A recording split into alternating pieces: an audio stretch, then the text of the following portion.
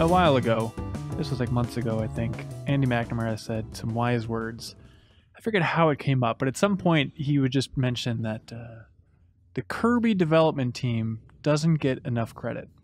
The Kirby developers in the world, all of them, all over the world, they have just been quietly cranking out these Kirby games on a consistent basis. Everybody maybe laughs it off or is bored by it, doesn't pay attention to it, but they're always solid games. And they just never stop that conveyor belt of Kirby, which leads me to Kirby Star Allies. Okay, then you played the new Kirby game on Switch. I did. Have you guys ever played the 3DS Kirby games? Yeah. Probably. Yeah, I did the... Boy, don't put a gun to my head and ask me the name of it, but not Robobot, the one before that. I played Triple Deluxe. Triple Deluxe, yes. I really enjoyed it. Yeah, those two games are amazing. I don't know that I think this one is quite as good.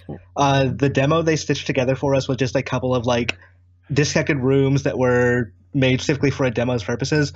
But from what I played, it's a lot simpler than I'd want Kirby to be. Like, so the actual gameplay concept is you throw hearts at enemies and those enemies join you. So if it's an enemy that could have a copy ability in the main or other Kirby games, they would join you as a partner this time. Wait, and you can still swallow them and copy them if you want. Thank God. Okay, I was about to have a heart attack. Okay. But like it's a very cute thing where like you throw a heart at them and then they come up and like they give you a hug or they like rub faces with you or something like that. But it's mostly environmental puzzles you're solving with them, and there's not a whole lot of very interesting platforming. And that's what I came away with kind of disappointed. Like, okay, it's cool that I can.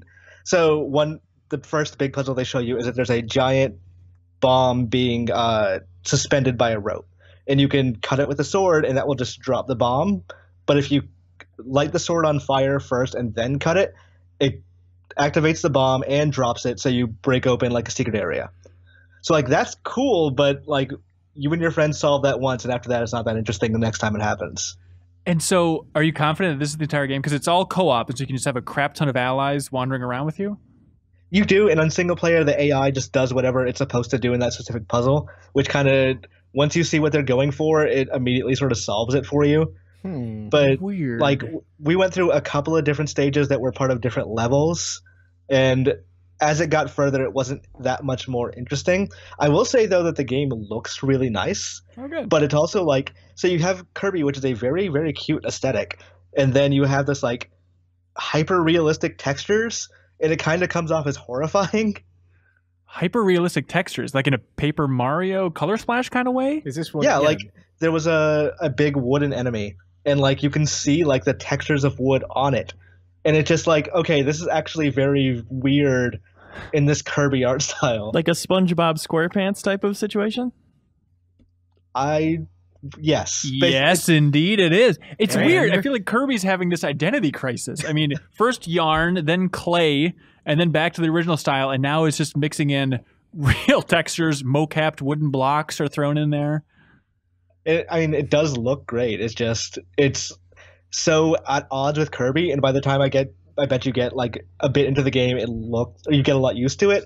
But wow, that first initial thing of like, this is mildly horrifying to look at these things that you're destroying and look vaguely real.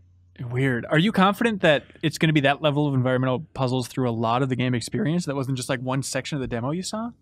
I'm not confident because like I said, Triple Deluxe and Robobot took very simple ideas and built on them over and over and over, and then made like strong finales. So if this game does the same thing, which hopefully it does, it's the same developer, so why shouldn't it? Yeah. Then it should be great.